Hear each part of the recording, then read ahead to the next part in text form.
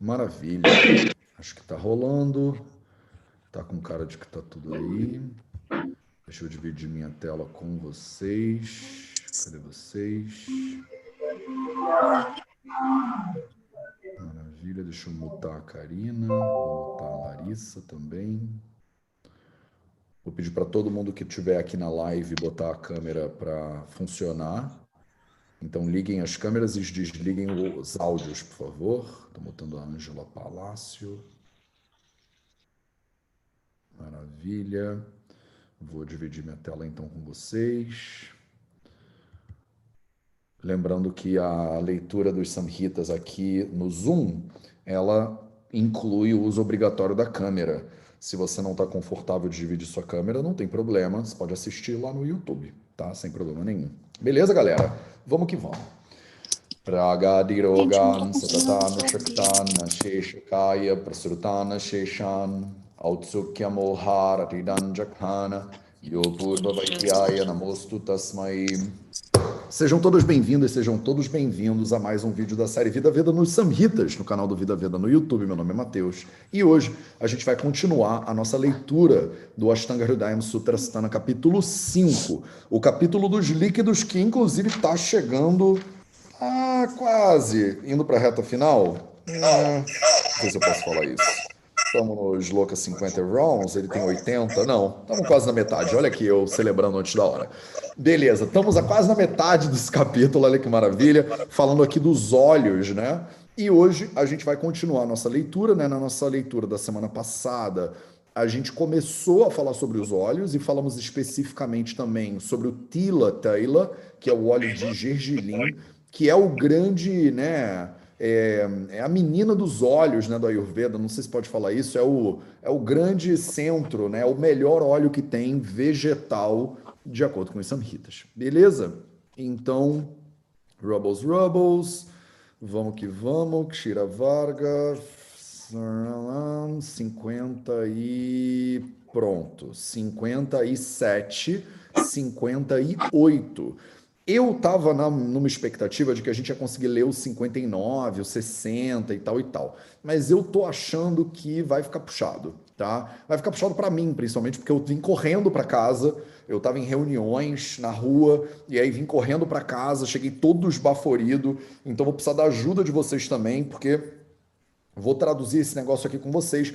Eu gosto de dar uma preparadinha na tradução antes, para eu, sânscrito, né, traduzindo sânscrito em poesia, do nada assim, é complicado às vezes. Então é sempre bom eu dar uma preparada no material para eu não me confundir, não traduzir errado e tal e tal. Eu não gosto de traduzir da minha cabeça, né? Eu gosto de traduzir com um pouquinho de estudo. E hoje está mais ou menos assim. Então eu peço a ajuda de vocês aí, se eu falar alguma besteira, vocês chegam junto, afinal isso aqui está caminhando para se tornar um grupo de estudos dos Samhitas, né?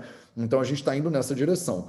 Isso significa que, não sei se muito em breve, mas eu espero que algum dia, não seja só eu que vou ler esse negócio.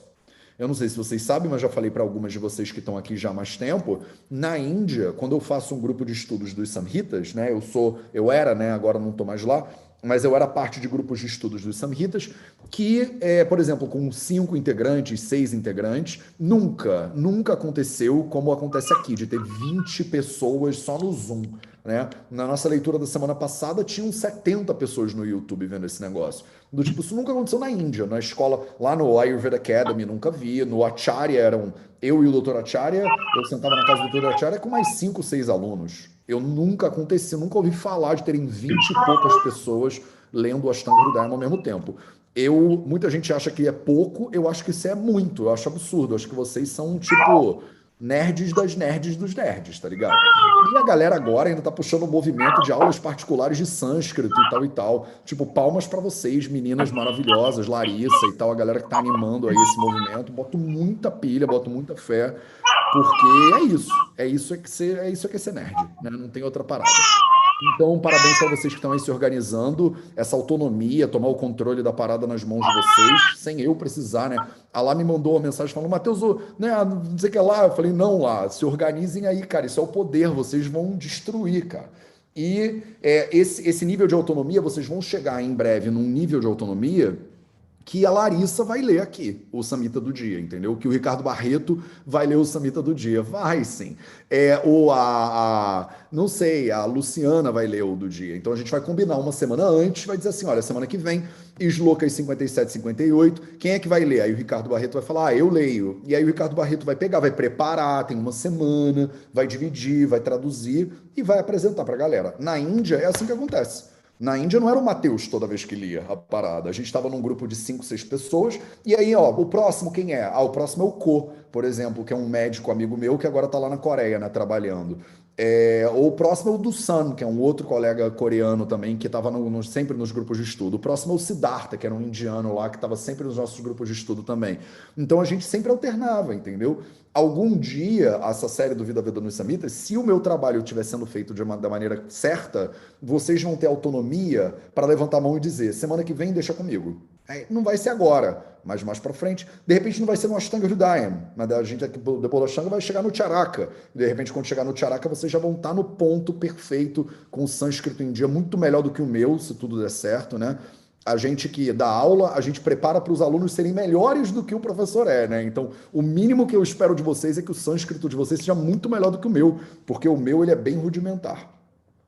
Dito isso, vamos para o Sloka de hoje. Então, tudo isso para dizer para vocês que eu não preparei com muito cuidado. Então, eu acho que eu vou fazer o 57, 58. Não sei se vou me aventurar pelo 59, 60, porque quanto mais Slokas eu fizer de meio que de cabeça, mais fácil fica de eu me enrolar. Por mais que esses Slokas dos olhos sejam muito direto ao ponto, né?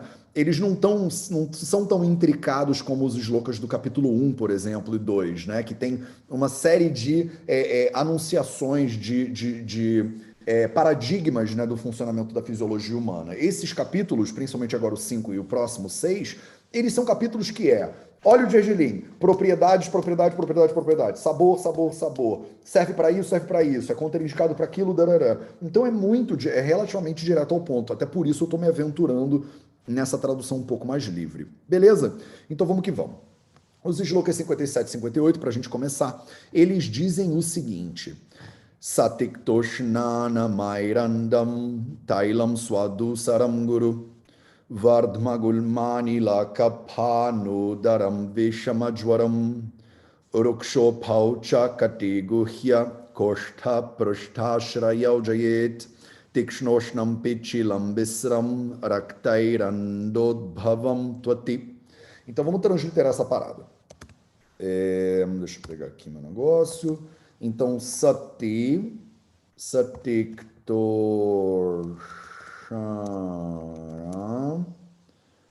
Mairandam,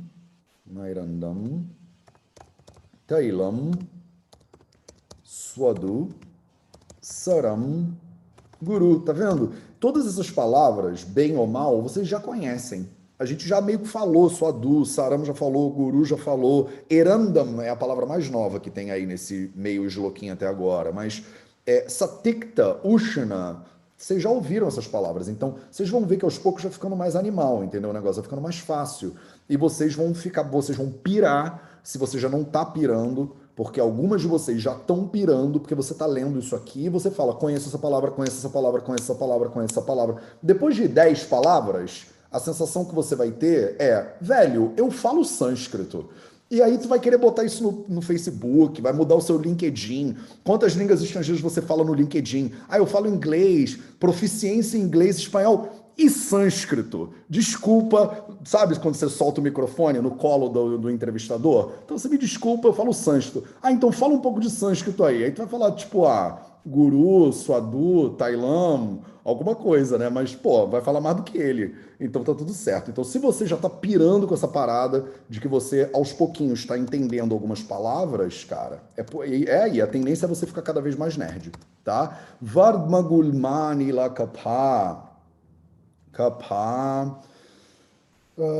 kapanudaram, kapan, vou ter que botar, kapan, e aqui eu vou ter que botar udaram, talvez isso confunda a transliteração de vocês, mas depois eu explico. Vishamadwaram, 57. Ruk, Shopou, que eu aprendi com o Ricardo Barreto, que o ao é ao, não é ou. Shopoucha. Outro dia eu estava tendo uma aula de sânscrito e lembrei disso, exatamente. Como é que eu, às vezes, cometo gafes, né? O ao vivo tem gafes, não tem jeito. Karti, Guhya, Kor, eita, já passei batido, né? Urukshopaucha, Katiguhya, Katiguhya, Koshtam, Prushta. Esse aqui é bom, hein, para vocês treinarem pronúncia. Koshta, Prushta. Koshta, Prushta. Shrayau, Shrayau, Jayit. Tikrano,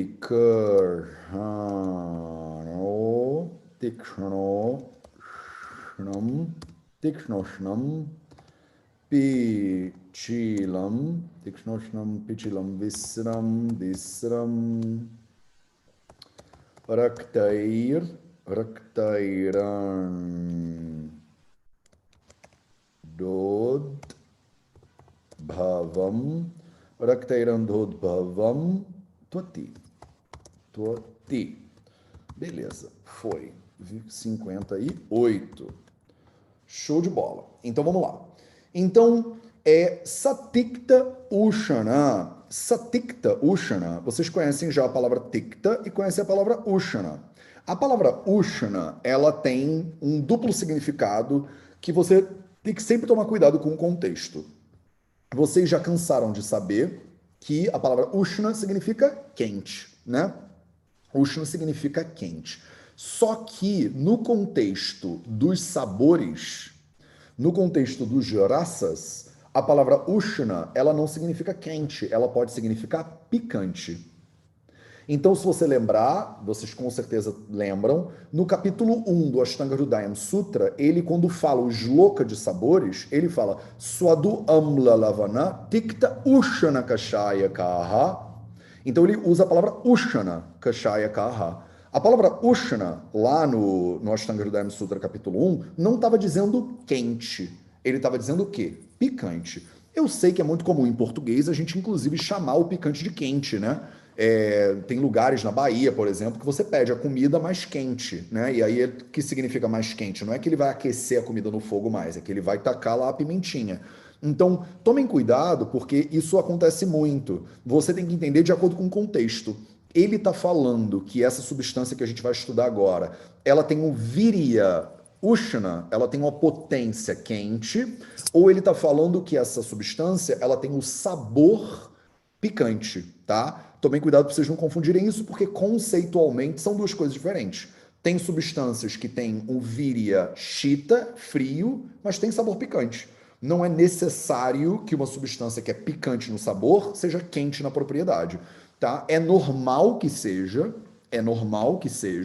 uma substância que tem caturaça, que ela seja ushnavirya, isso é muito comum, mas existem substâncias que são vichitra dravyas. A gente chama de vichitra dravyas, são substâncias que não entram, não seguem nenhuma regra.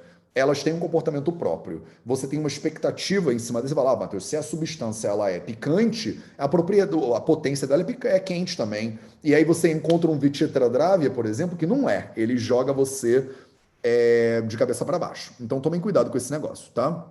Então aqui a gente ainda não sabe. Você não sabe do que ele está falando. Mas ele fala satikta ushnam. Então, como ele botou o tikta e o ushna junto, e ele usou a palavra sat, né? Esse sa aí na frente, ele quer dizer que a substância ela é um pouquinho tikta, ela é um pouquinho ushna. Não significa que ela é muito ushna, não significa que ela é zero, né, ushna. Não significa que ela é zero tikta, né? Ela é um pouquinho, ela é satikta, né? Então, quando ele fala satikta ushanam, erandam tailam, então esse aqui é o cara, né? Esse aqui, ó, erandam tailam, é o cara que a gente está estudando. Quem é esse cara, né? Quem é esse personagem aí? É o Erandam Tailam. O Eranda é uma plantinha que a gente chama de Ricinus comunis, né? O Ricinus comunis vocês chamam no Brasil de rícino, né? Ou de mamona. Não, mamona não. Mamona sim. Mamona, né? Eu lembro quando eu era criança no sítio lá da minha família, tinha mamona, a gente fazia guerrinha de mamona, botava mamona no estilingue. Galera de vocês que é da década de 90 não sabe o que é estilingue, mas a galera que é mais velha que nem eu já brincou de estilingue. Então a gente fazia guerra de mamona, eu e os meus primos. A família do meu pai, eu tenho 8 tios e tias. Então eu tenho família do Nordeste, né? Eu tenho mais do que 30 primos e primas. Então imagina no final de semana guerra de mamona com a galera, entendeu? Isso era praticamente um país desses em guerra do Oriente Médio, era a minha família. Então o Erandam Tailam é o óleo de rícino, né? É o óleo de rícino ou óleo de mamona. E aí o que que esse óleo de rícino a gente já sabe sobre ele até agora? Primeiro que ele é Satikta Ushnam, Swadu Saram Guru. Então ele é um pouquinho amargo no sabor, ele é um pouquinho picante no sabor, ele é suadu, então ele depois dele ser um pouquinho amargo e dele ser um pouquinho picante, ele é doce. Olha que louco. Se você botar o óleo de rícino na boca, você não vai. O primeiro impacto que você tem não é, ai que docinho gostoso. Você não quer passar no pão, né? Óleo de rícino pra você comer com. Ah, Matheus, posso passar geleia? Então, como é que é? Vocês fazem Romeu e Julieta, né? Do tipo, queijo branco com óleo de rícino, porque ele é tão docinho? Não, você não vai sentir esse docinho. Mas esse doce, o suadu, ele vem depois. Ele é como se fosse um sabor superveniente, né? A gente chama isso de anurasa, né? Anurasa. Ele é o sabor rasa que vem anu, ele vem depois, tá? Ele vem depois. Então, se você tomar o rícinos comunes, o óleo de rícino, você sente ele picante, sente ele amargo na boca, primeiro um pouquinho, não é muito, não é como se estivesse comendo uma pimenta malagueta, e depois o sabor dele é doce, o sabor que fica na boca é docinho. Ele é saram, a gente já usou essa palavra 35 mil vezes nesse capítulo. Então, sara significa, e saram significa que ele é laxativo. Inclusive, ele é usado muito comumente na Índia e no Brasil também, diga-se de passagem. Minha avó, quando a gente, uma vez por ano, dava uma colheradinha de óleo de rícino pra galera, pra criançada, porque dá uma limpada nos vermes, não sei o que lá. Então, o rícinos comunes, ele é um óleo que ele é levemente laxativo. Então, ele é usado muito comumente. A gente usa muito isso em terapia, né? A gente usa muito isso em terapia. O óleo de rícino para pessoas que são muito constipadas, por exemplo. A pessoa toma um pouquinho de óleo de rícino morno, né, em banho-maria, com um pouco de água quente antes de dormir. E aí isso dá uma soltada, né, na pessoa, e aí de manhã ela tá pronta para brincar, né? Ela vai ao banheiro. Muito melhor do que lactopurga, muito melhor do que. Fala aí algum outro que as pessoas tomam. Esses negócios, xenical, não sei se é para isso que serve o xenical, mas as pessoas tomam esse bando de trem aí que a pessoa fica toda zoada depois. E o óleo de rícino é usado super tradicionalmente. E na Índia tem muitos processos, inclusive de mrudoviretina, né? Um processo de diarreia terapêutica, digamos assim. Quando ele é suave, a gente muitas vezes usa o Erandam Thailam, tá? Usa o Eranda. E ele é guru, ele é pesado. Então você tem que tomar muito cuidado, né? É muito interessante porque o fato dele ser guru, o fato dele ser pesado, muitas vezes está relacionado com o fato dele ser laxativo. Não é incomum que substâncias pesadas possam ter um efeito laxativo. Por quê, né? Por muitos motivos. Por um motivo fisiológico interessante que se é pesado, o que que ele faz? Ele empurra para baixo.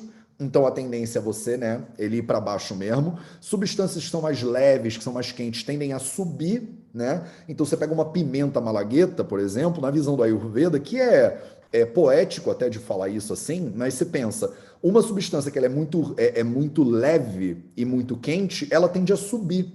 Quando você come lá uma pimenta, o que que acontece com muitas pessoas? A pessoa fica com a cara vermelha. Percebe? A digestão está aqui embaixo, mas o vermelho acontece aqui em cima.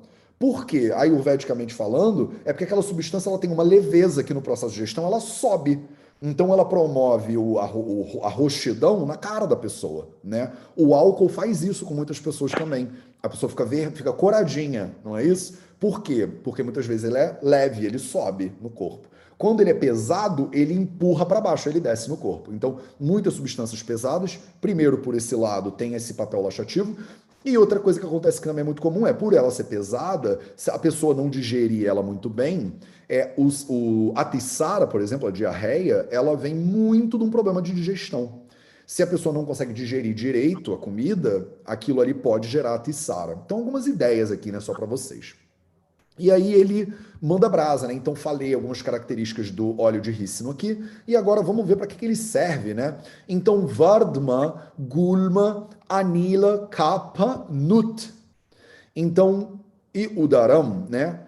Vishama Jwaram. Então, beleza, são várias doenças aqui que ele está botando a lista, né, para você. Primeiro, Vardma, depois Gulma, depois ele é Anila Kapha Nut, depois ele é Udaram, depois ele é Vishamajwaram. Então isso aqui é uma lista de doenças que eu acho que a gente já bateu quase todas dessas doenças, né?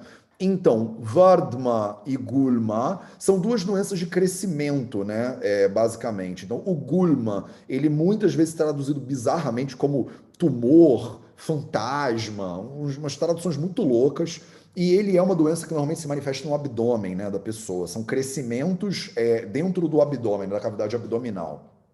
O Vardhma, que também em algumas versões é chamado de Vruddhi, ele é um crescimento tipo varicocele, né? Ele é um crescimento da região escrotal, por exemplo, no corpo masculino. E você pode relacionar isso também com os crescimentos de miomas e tal e tal. Porque como ele tem uma... Eu vou explicar isso para vocês daqui a 5 segundos, em vez de enrolar vocês agora. Então, Vardhma, Gulma são processos de crescimento, né? Então, Anila Kaphanut. Anila é outro nome para o Vata Dosha. Kapha é outro nome para o Shleshma, né? Eles todos têm vários nomezinhos. E aí, o que ele faz com esses doshas? Eles fazem Nut, né? Esse sufixozinho aqui, que fica mais claro para vocês.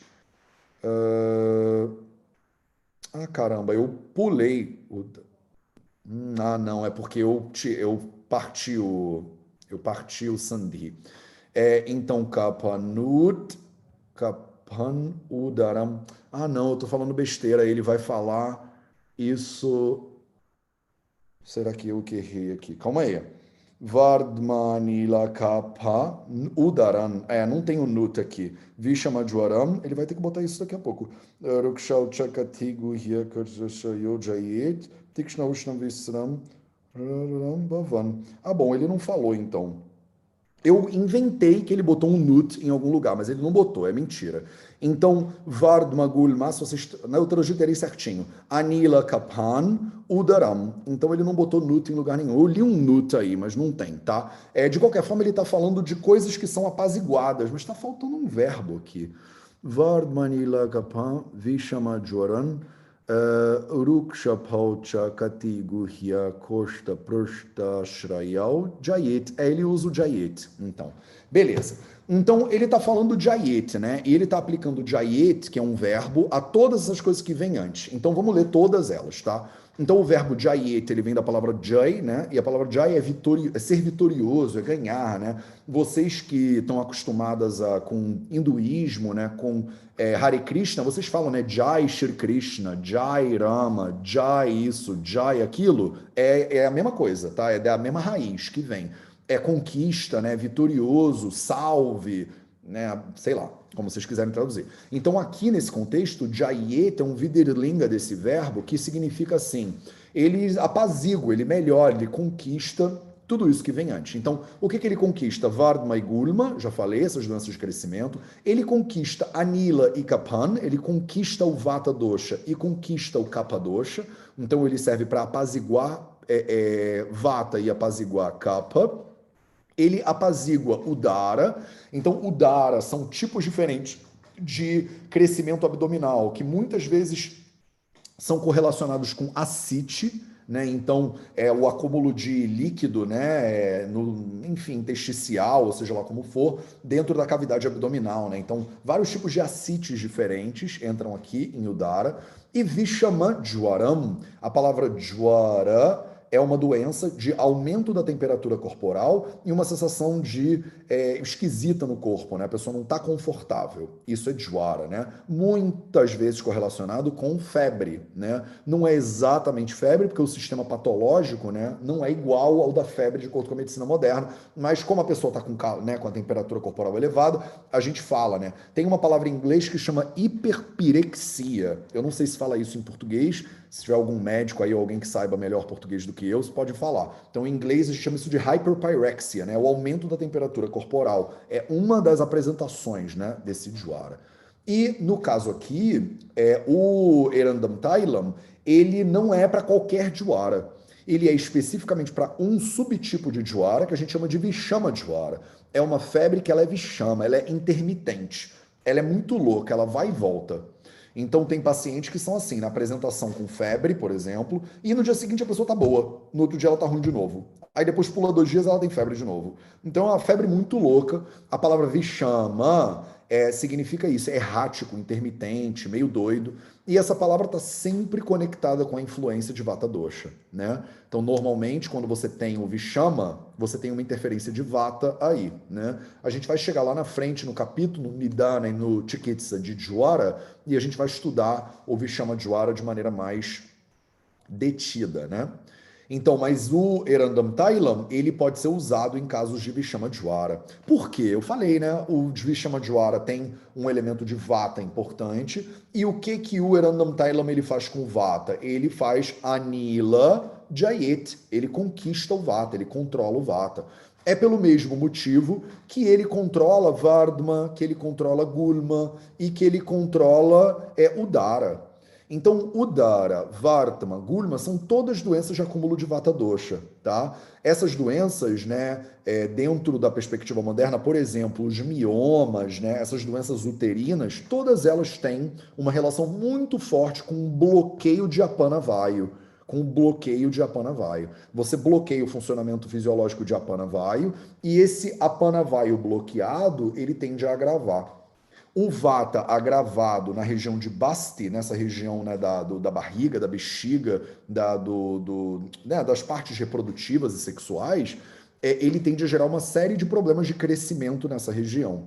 Se você pensar que essas doenças são geradas por Kapha Dosha, e é por isso que o Erandam Thailam ele funciona, você vai acertar errando, porque o Erandam Thailam também apazigua Kapha Dosha. Então, de qualquer forma, pelo Kapha ou pelo Vata, você estaria fazendo o tratamento certo, digamos assim, mas a análise fisiopatológica não estaria certa.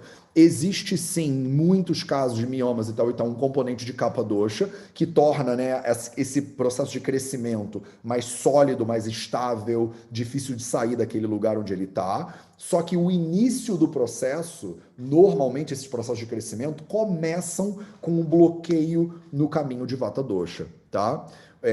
O que naqueles loquinha, né, que eles falam por que o Vata agrava, né?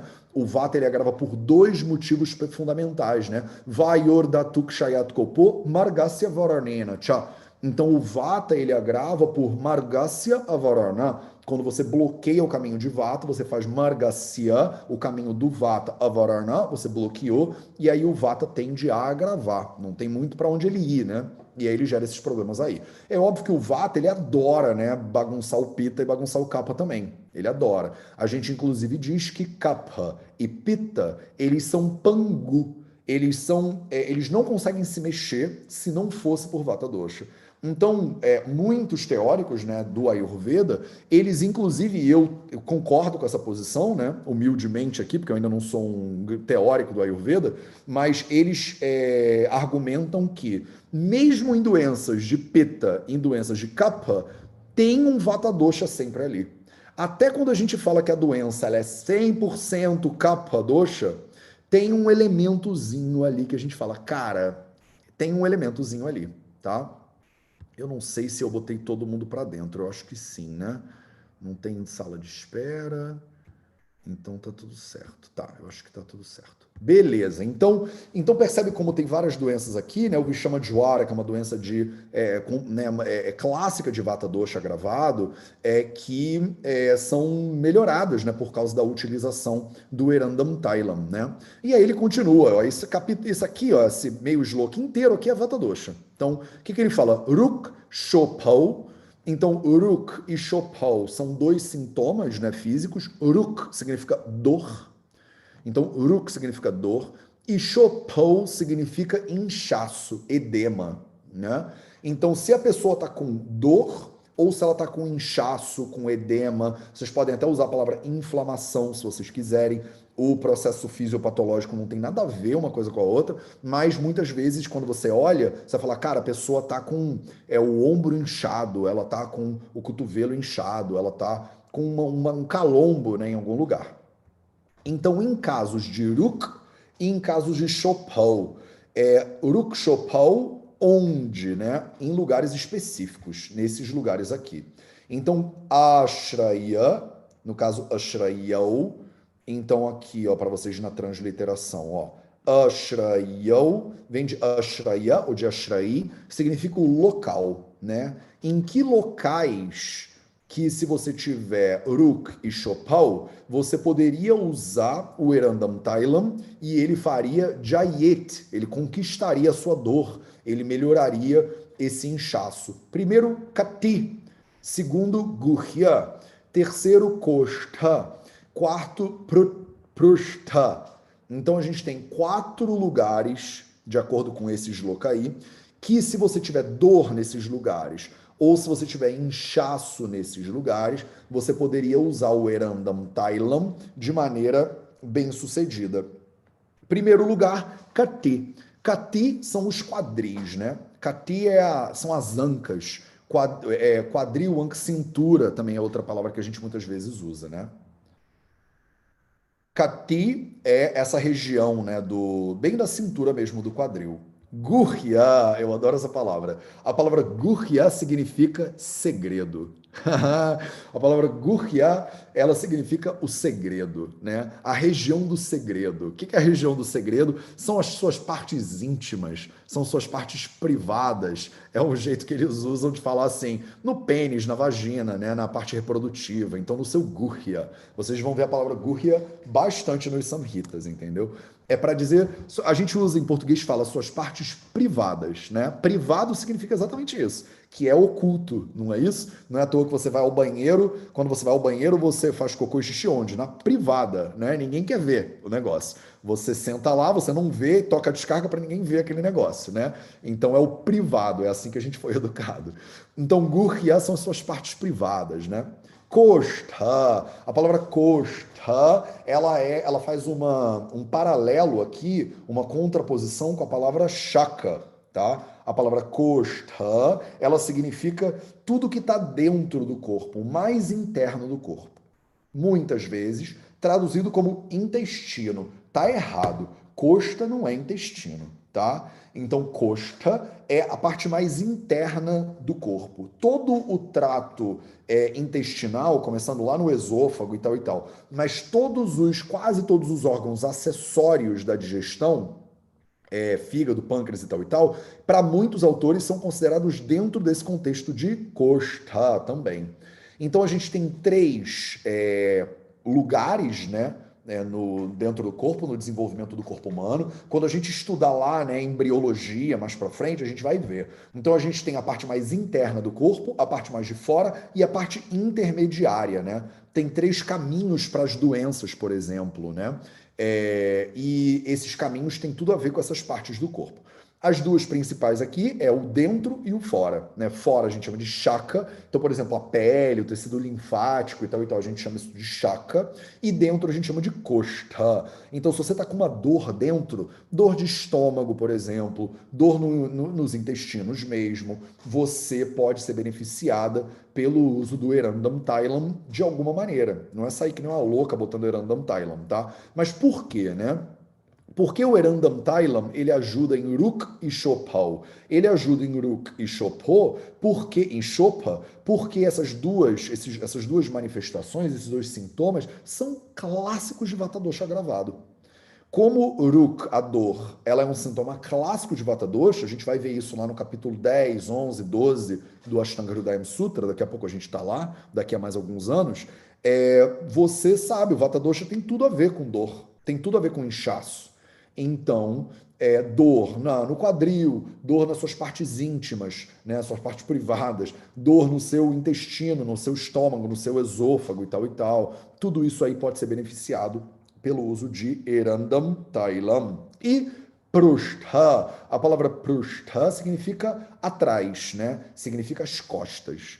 Então, dor nas costas, por exemplo, pode ser beneficiado. Inchaço nas costas, né? Na coluna, por exemplo, pode ser beneficiado pelo uso de Erandam Tailam. Ele faz Jayet com tudo isso aí. Beleza? E aí ele segue adiante e ele, né, continua falando. Parece que ele mudou de assunto, então vamos tentar entender o que aconteceu. Ele fala Tikshna Ushnam, Pichilam, Visram, Raktairandodbhavam Twati. Então ele voltou e começou a falar do Tikshna Ushna. Calma aí, ele está falando que Tikshna, né? A gente viu na semana passada muito isso, né? É o intenso, né? A gente muitas vezes usa um penetrante. Ushna, que é o quente, que às vezes é o picante também. Mas quando você fala Tikshna, Ushna, olha que interessante aqui. Faz uma pausa e foca aqui comigo um segundo, para vocês entenderem, porque isso pode ser complicado para vocês, às vezes. Aqui em cima, ele falou Satikta Ushna. Aqui embaixo, ele falou Tikshna Ushna. Quando ele fala Satikta Ushna, ele botou o sabor Tikta do lado do sabor Ushna, o amargo, né? Do lado do Ushna. Como eu falei para vocês, o Ushna pode significar quente, mas pode significar picante, né? Se fosse quente, estaria do lado de um sabor. Então, o fato dele estar do lado do sabor Tikta já sugere para você que ele está falando do catu, do sabor picante, e não da propriedade quente. Só que aqui embaixo ele faz o contrário. Ele bota Tikta Ushnam. Como ele bota o Ushna do lado do Tikta, que é é um guna, não é um rasa, quer dizer, ele é uma qualidade, não é um sabor, fica sugerindo que ele usou a palavra Ushna aqui em cima no sentido de Katu, e ele usou o Ushna aqui embaixo em outro sentido, no sentido de quente mesmo, de tipo, de propriedade quente mesmo, como Virya, né?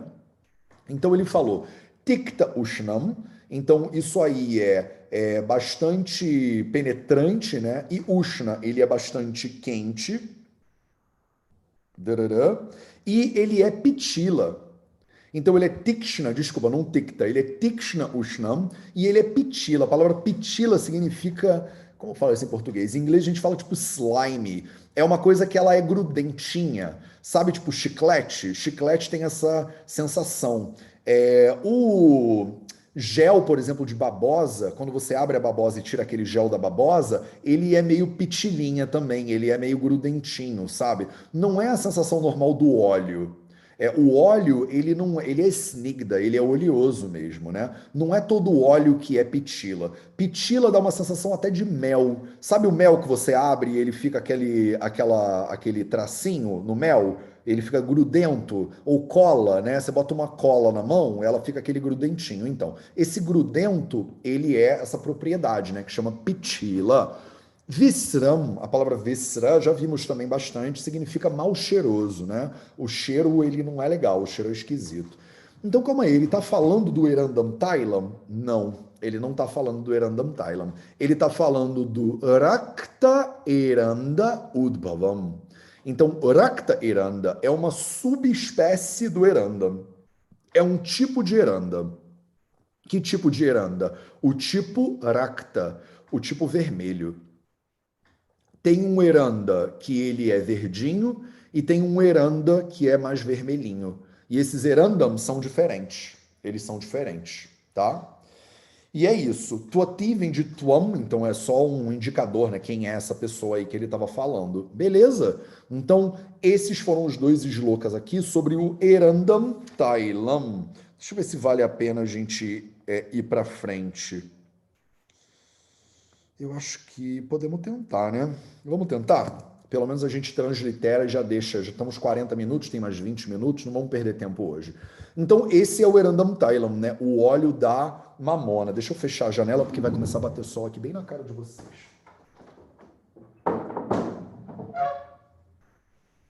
Finalmente hoje abriu o tempo e fez um solzinho. A gente está há 4 dias que só chove e gelo. Estou até sem casaco pela primeira vez na história da semana.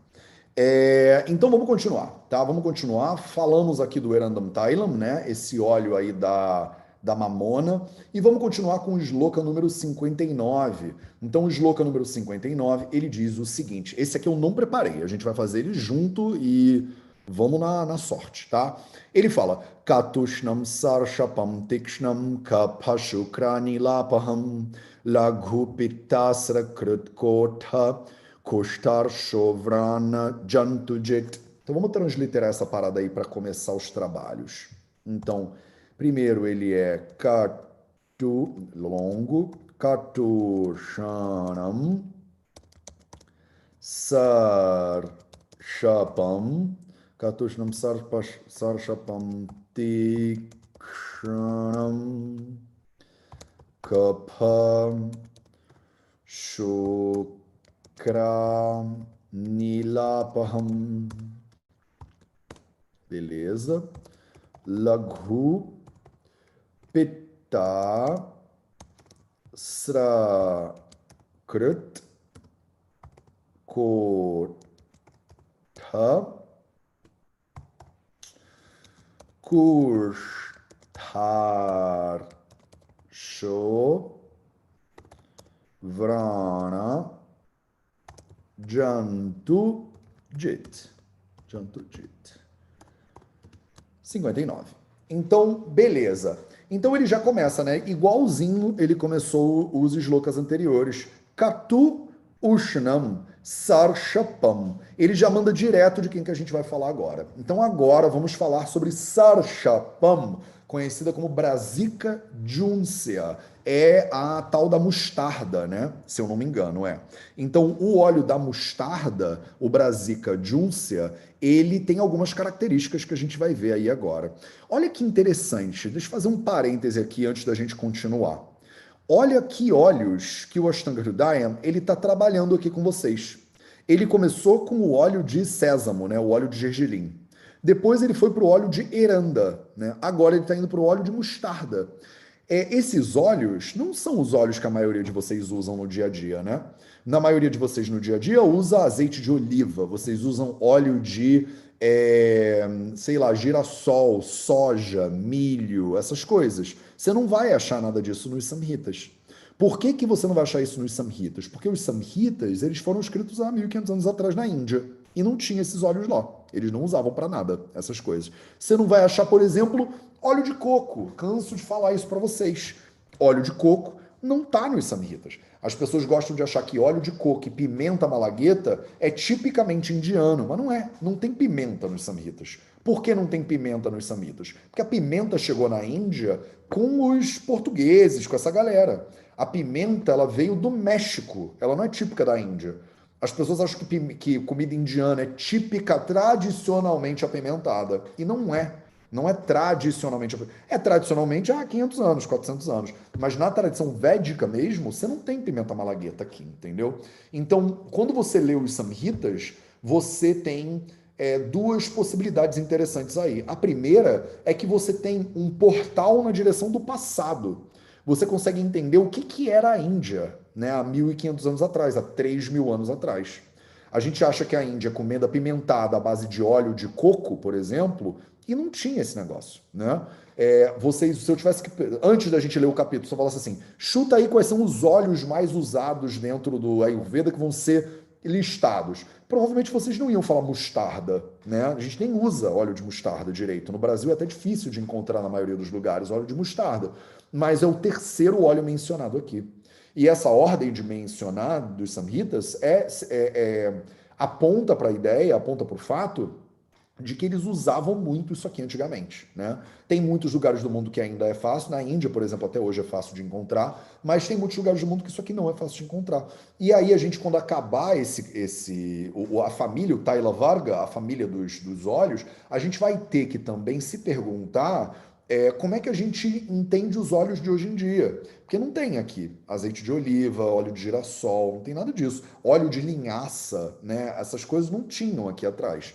Óleo de abacate, né? Não existia nada disso, né? Nos Samhitas. Então, a gente tem que usar o entendimento dos Samhitas como base para a gente operar na realidade hoje em dia. Mas também não adianta ficar brigando com o Samhita e também não adianta tentar ficar seguindo o Samhita de maneira dogmática, né? Como se fosse uma religião. Não tem como, tá? Então o Sarshapam, ele é Tikshnam, ele também é muito intenso, né? Ele também tem uma potência muito forte.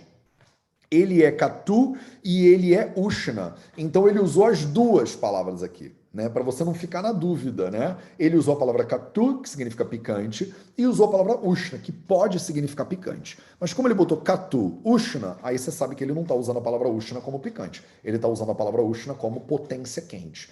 Esse óleo, ele é picante no sabor, ele tem a potência quente, ele é tikshna, quer dizer, ele é bem intenso, ele não é um óleo que vai ser molezinha para você botar na sua salada e comer, porque ele vai ter um gosto muito forte. Ele é kapha, shukra, anila, paham. Então, kapha, shukra, anila, paham. Ele melhora, né? A gente já falou sobre esse paham. Tem vários sufixos, né? De melhora e de piora, né? Então ele faz esse paham, ele dá essa melhorada, ele dá essa aliviada, ele dá essa ajudada, ela pacificada em kapha, em shukra e em anila, tá? Então o que que significa que você fazer paham com kapha? Significa quando o kapha, o dosha, está agravado, paham destrói, né, diminui, elimina kapha dosha. Quando você tá com anila, com o vata agravado, você toma esse óleo aí, ele faz o quê? Ele alivia, elimina, destrói, por exemplo, o vata dosha. E shukra? Shukra é um dos 7 tecidos, né, do corpo. Quando você fala de shukra, você não está dizendo que ele alivia o shukra. O que você está dizendo é que ele dá a bagunçada no shukra. E você já saberia isso, porque tudo que é muito picante, muito quente e muito intenso tem características e gunas muito contrários a Shukra Dhatu. Então, pelo Samanivishesha Siddhanta, pelos opostos, né, a ideia de que os opostos vão bagunçar os opostos, vocês vão entender mais para frente, a gente já falou isso muito pouquinho, mas vocês vão entender mais para frente, vai ter um capítulo inteiro, vai ter alguns esloquinhas, né, para não falar, tô exagerando um capítulo inteiro, mentira, não vai ter um capítulo inteiro. Vou ter alguns esloquinhas falando sobre ojas, né, falando sobre esse princípio da vida, básico, fundamental da vida. Ojas, Kapha, Shukra, eles têm elementos parecidos ali, de gunas, né, de características parecidas. E todos eles são mais pro pesadinho, pro gordurosinho, pro frio, pro doce e tal e tal. Então, essas características que ele listou aqui, basicamente elas são contrárias, né, às qualidades de Shukra Dhatu. Então, se você está querendo melhorar a tua produção de Shukra Dhatu, por exemplo, a pessoa está com algum problema reprodutivo, né, está com algum problema nos tecidos reprodutivos, você tem que tomar muito cuidado de usar o Sarshapa Taila, tá? Na Índia a gente usa muito, inclusive o Sarshapa, né, eles usam muito a mostarda. Eles botam, né, a sementinha da mostarda para refogar no óleo até ela estourar, né? Ela estoura tipo uma pipoca. Ela começa a pipocar na panela, fica um cheirinho delicioso para quem gosta, né? De mostarda, né? Queimadinha. E aí eles vão lá e refogam e fazem a comida, né? É... Beleza. E é isso. Jura lá. Laghu, ele é leve. Então, ele é um óleo que é relativamente fácil de digerir. Comparado lá em cima, né, com o Erandam Thailam, o óleo da mostarda, ele não é tão difícil de digerir.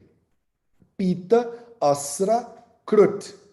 Pita, Asra tem 2 significados possíveis, desculpa aí. A primeira é que ele é pita, o dosha pita, e asra, o dhato, né, rakta dhato, krut, quer dizer, ele agrava esses dois elementos do corpo, o dosha pitta e o dhatu rakta, ou ele faz pittasra krut. Pittasra é uma doença que chama Rakta Pitta, que a gente já viu um bocado isso também, né? São uma série de doenças hemorrágicas diferentes. Então você, por causa desse Samastapada, você poderia... Samastapada é quando você junta palavras, né, em sânscrito para fazer uma palavra nova. Você pegou a palavra Pitta, pegou a palavra Asra, pegou a palavra Krut, né, o sufixo Krut. Misturou tudo, você tem algumas maneiras de entender isso aí diferentes, tá? De acordo com os comentaristas, parece que... Acho que isso é um consenso, né, na literatura, na verdade, que ele está falando da doença Rakta Pitta, tá? Ele não está falando que ela agrava o Rakta e que ela agrava o Pitta separadamente. O que ele parece estar sugerindo é que o óleo da mostarda tem a possibilidade de gerar, né, gerar Rakta Pitta no corpo, de gerar doenças hemorrágicas no corpo, tá? Agora, é óbvio que Rakta Pitta, essa doença, ela parte de um agravamento de Rakta e de Pitta. Então você pode concluir daí que provavelmente o óleo de Sarshapa, ele é um agravador, né, um potencial agravador de Pitta e um potencial agravador de Rakta. E que, de novo, né, acabei de falar, mas você poderia concluir de acordo com as propriedades. O negócio é Tikshna, o negócio é Ushna, o negócio é Katu, é claro que ele vai agravar o Pitta, né? Então não fica tão longe da realidade. E ele é Korta, Kusta, Arsha, Vrana, Jantujit. Então ele elimina uma série de coisinhas aí. Então ele elimina uma série de doenças, né, potenciais. Estou pegando aqui minhas traduções para ter certeza que eu não vou falar nenhuma besteira e que eu não vou me pegar no ponto cego, né? Então vamos lá.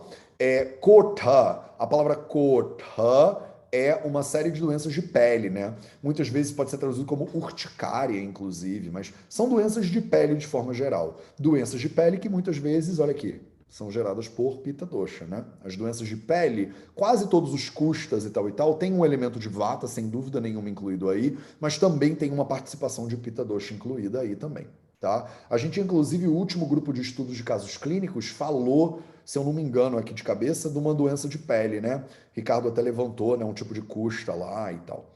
Então, Kotha e Kusta são doenças de pele, né? De forma geral. O Kusta são várias doenças de pele diferentes. Algum dia a gente chega lá no capítulo, tem umas 20 doenças muito loucas que a gente pode estudar. Então, tanto Kota quanto Kusta tem esse envolvimento de Twak, né? São Twak doshas, são Twak vikara, são doenças de pele, tá? Arsha, a palavra Arsha, aqui vocês veem melhor, né? Arsha a famosa hemorroida, né? E aí é bem traduzido e a correspondência é bem boa com hemorroida mesmo, tá? Então, Arsha são as hemorroidas. E, de novo, hemorroidas têm uma ligação muito direta com Pitta Dosha, com Rakta Dhatu, né?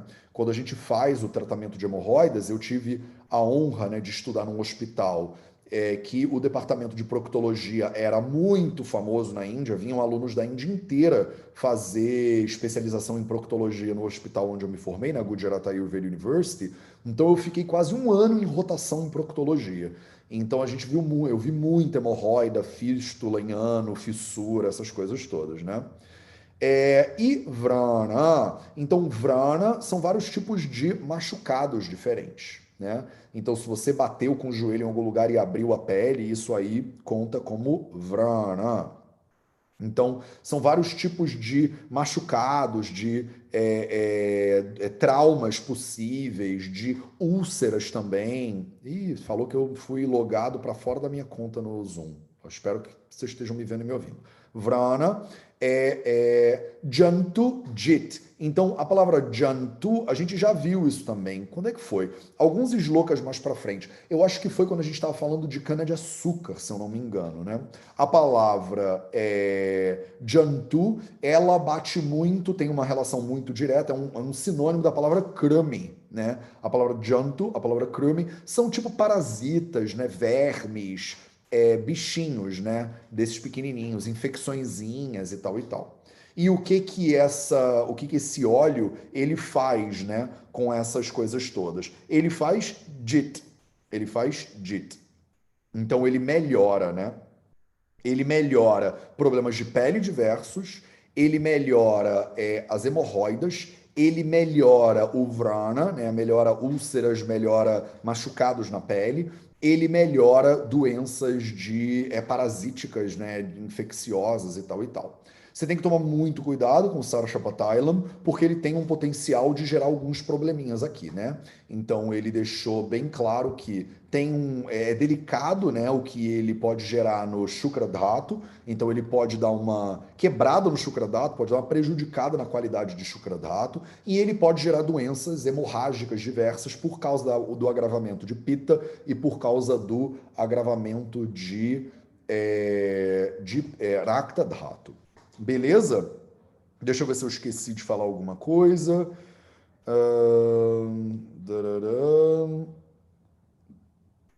Sim.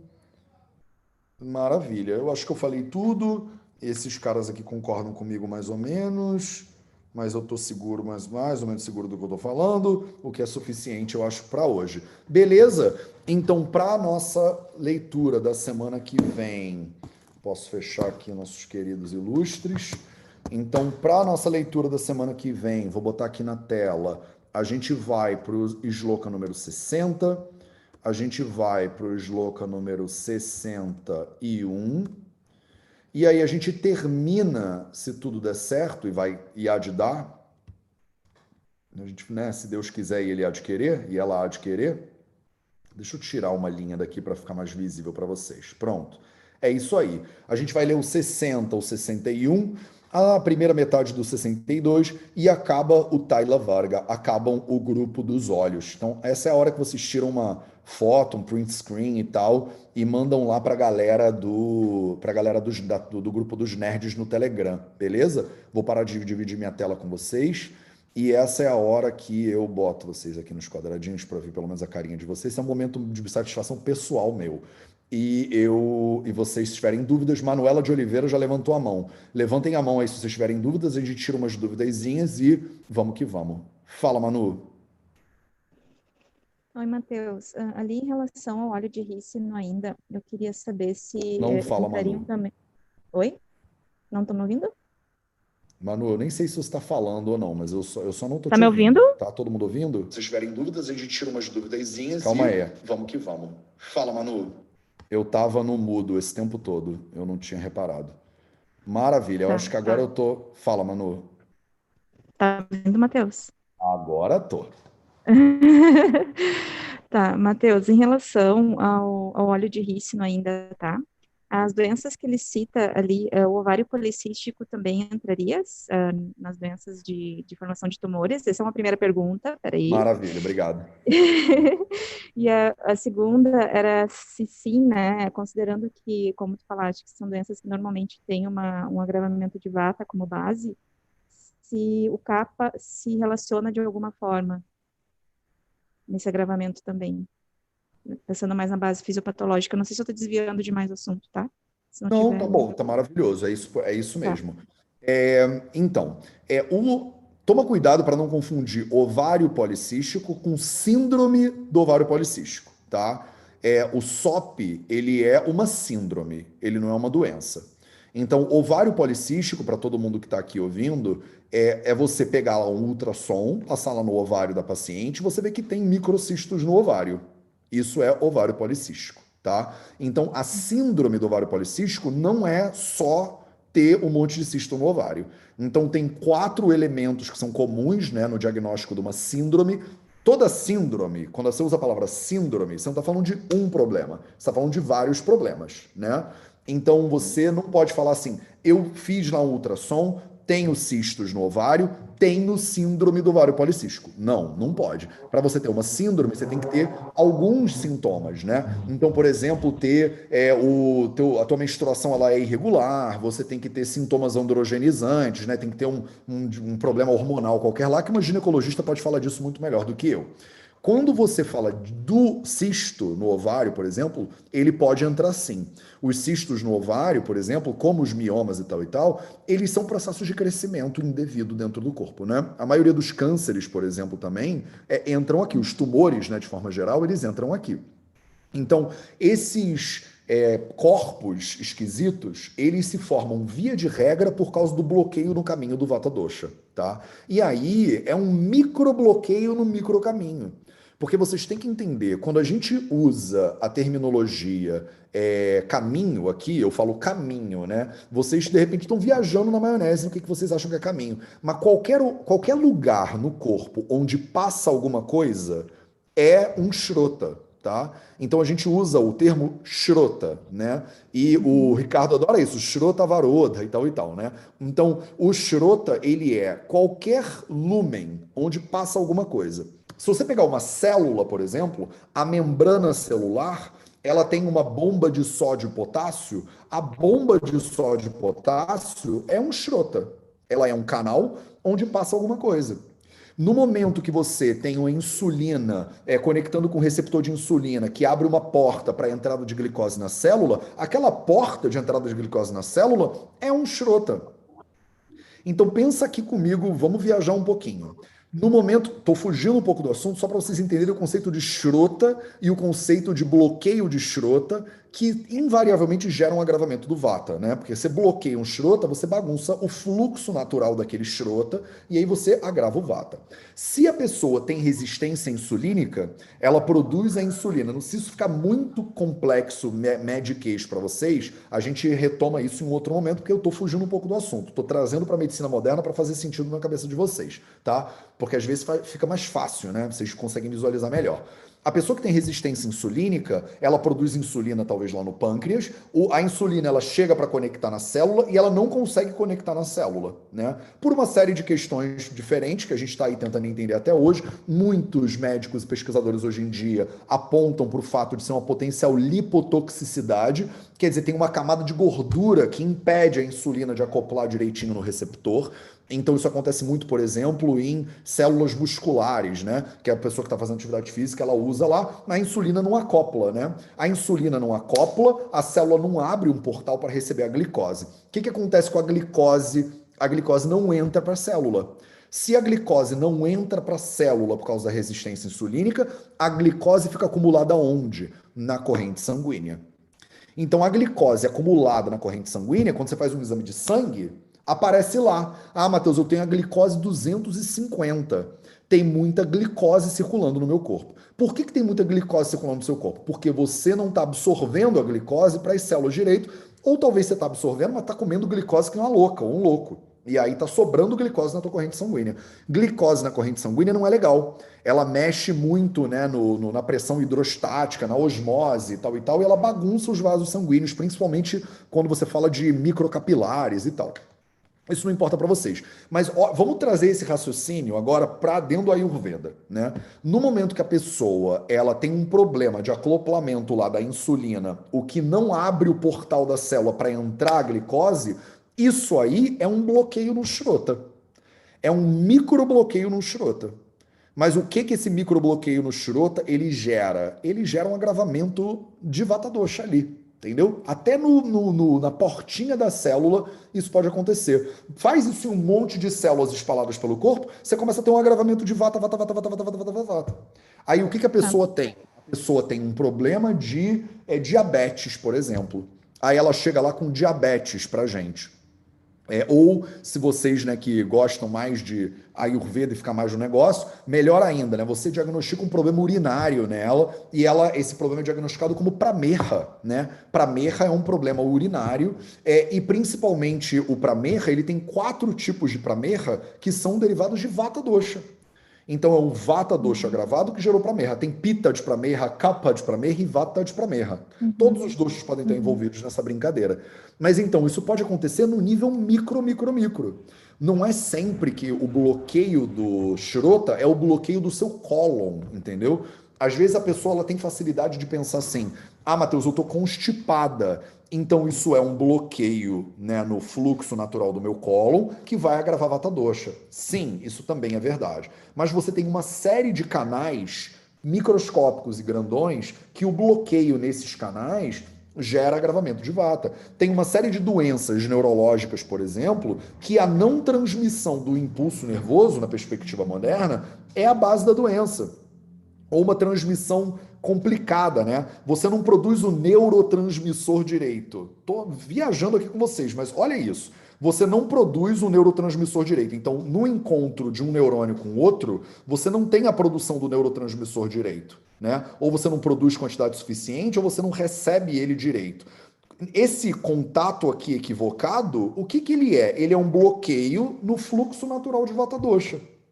Não é que o Vata Dosha são os impulsos nervosos. O Vata Dosha é tudo que circula pelo corpo. Então, quando você não tem o impulso nervoso passando de um neurônio para o outro, isso aí também é a varoda do caminho de Vata Dosha, entendeu? Eu estou viajando aqui na fisiologia moderna, mas só para isso ficar bem visível para vocês. Porque em Ayurveda a gente não precisa ficar visualizando essas coisas. A gente já meio pega, né? Shroto Avaroda é essa parada aí. Agrava o Vata, ponto final, entendeu? Mas tomem cuidado então com isso. Então, estou falando tudo isso para falar sobre o agravamento que acontece nos ovários policísticos, nos miomas, na varicocele, nessas doenças todas que foram mencionadas aí. Mas Qual foi a segunda pergunta, Manu? Porque eu viajei tanto aqui o que até esqueci. Matheus, não, tu respondeu as duas, assim, acho que sim, Ah, é só pô, a maravilhoso. minha dúvida só é a seguinte, essa interrupção, ela é por agravamento de vata ou pode acontecer pelo agravamento dos outros Ela doshas pode. que... Essa interrupção a gente vai estudar muito ela no Chikitsastana, capítulo 29, se eu não me engano, que é o capítulo de Vata Vyada e do Charaka Samhita. Você pode bloquear o caminho de Vata por um monte de coisas diferentes. E o próprio Vata bloqueia o caminho do Vata. Quer dizer, um Vata bloqueia o caminho do outro Vata. Quando a gente fala de Udana, Apana, Viana e tal, você pode falar do Apana bloqueado pelo Viana, o Prana bloqueando o Udana. Então é uma loucura. O capítulo, o Chikitsastana de Vata Vyada e do Charaka Samhita é um dos capítulos mais complexos e bonitos e difíceis de todos os samhitas ayurvédicos, até onde eu conheço. É muito complicado. Então pode acontecer de um tudo nessa parada aí. Tem fatores internos e tem fatores externos também. Você pode bater com o ombro em algum lugar e essa batida no ombro gerar um bloqueio no caminho de Vata. Olha que loucura. E aí o que que acontece? Você bate com a cabeça em algum lugar. O que que acontece quando você... Vocês não lembram, vocês eram crianças, mas quando você bate a cabeça em algum lugar, o que acontece? Faz um galo, não é? Esse galo que fica, ele é um chopa, ele é um crescimento. Isso aí é um Uhum. fator externo, é um trauma externo que gera um agravamento de vata ali naquele local, entendeu? Então isso pode Uhum. ser tudo aí, Manu. Isso aí é só usar a criatividade. Beleza? Mara Pomarico. Oi. Você falou que as substâncias mais pesadas tendem a serem laxativas, né? Porque descem no corpo e as mais leves a subir. É por causa do. Aí fiquei pensando nas substâncias, né? Nos marra. Como é que chama? Marrabutas? Dos Panchamahabhutas. É, exatamente por isso.